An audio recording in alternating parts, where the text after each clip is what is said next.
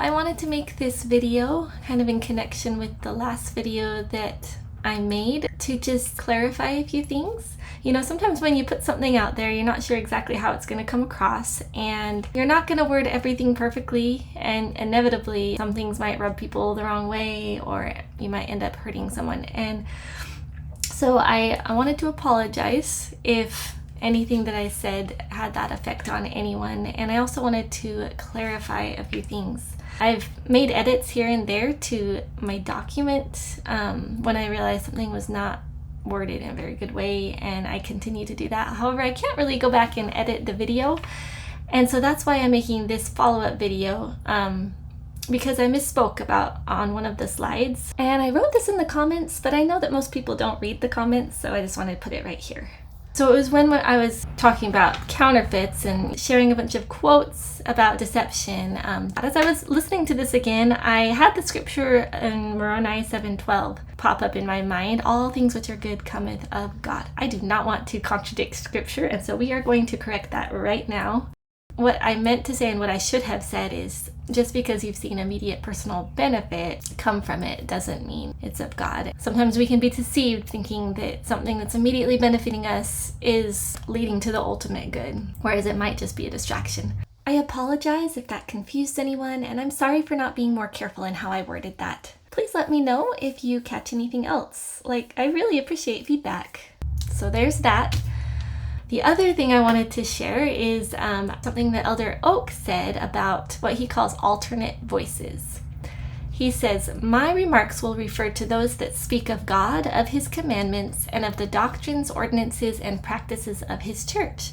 Some of those who speak on these subjects have been called and given divine authority to do so. Others, whom I choose to call alternate voices, speak on these subjects without calling or authority.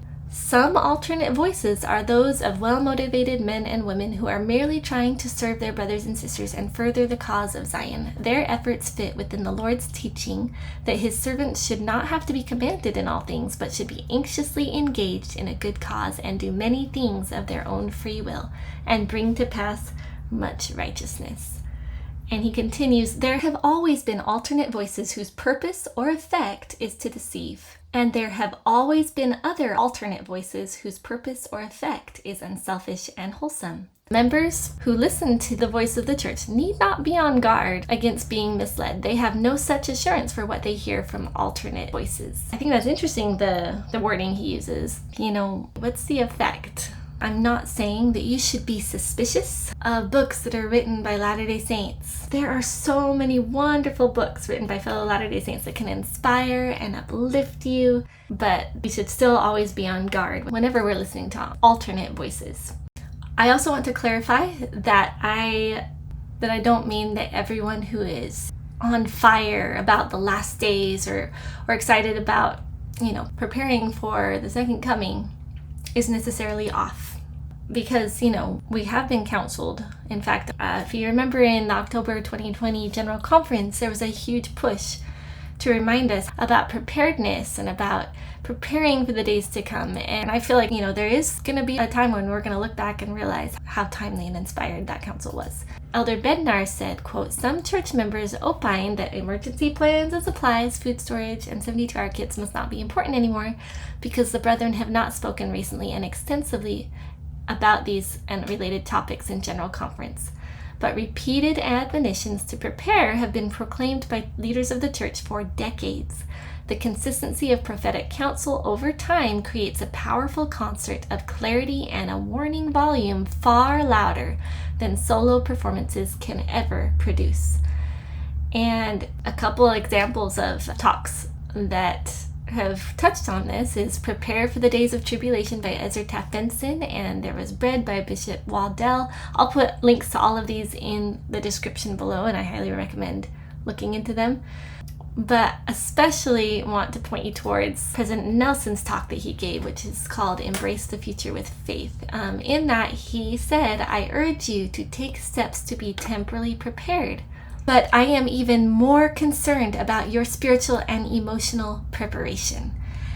And I urge you all to just read this talk. This is the most amazing talk, and it's so good. And it's very much focusing mostly on the spiritual and emotional preparation. I think that's really important. The temporal preparedness, yes, it's important. But ideally, I feel like that should be on the periphery, and we really should be focusing the majority of our efforts on spiritual and emotional preparation. And I will put that in the link below. I also want to share something that Elder Cook said back in 2020. Actually, I think this is 2021. He said, we will look back on this as a foundational time of preparation and not just something we had to endure. He was referring to COVID.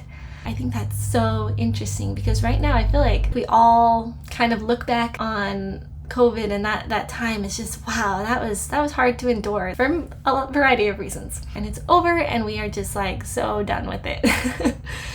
But I think this was a prophetic statement that, you know, someday there is going to come a time when we're going to look back on COVID not as something that we had to endure, but actually as something that was like, wow, boy, did that prepare us for what we are experiencing now. And so I really do think that it's important to take seriously the words of our leaders about the importance of preparation and also the importance of having that spiritual momentum. There is something coming down the pipeline. We don't know what it is, but there is a reason that we've been told for decades to prepare temporally, spiritually, and emotionally. And so in sharing the things that I shared about deception, I don't mean to suggest that we should shun or judge those who are on fire about the last days and who are trying to share their light. I'm not saying that all of those people are off. You know, there's nothing wrong with having spiritual momentum and being on fire for the gospel. There are many wonderful alternate voices that we can learn from and in many cases can strengthen us. But again, we should always be on guard when listening to alternate voices, as long as it stays within the framework of what the church is counseling and what our prophet leaders are teaching. As long as it stays within that framework, it is wonderful, and we should be striving for that. But we need that spiritual momentum to be grounded in the right things and to make sure that we are staying centered. The other thing I wanted to acknowledge is that in my video I did share some things that I feel like could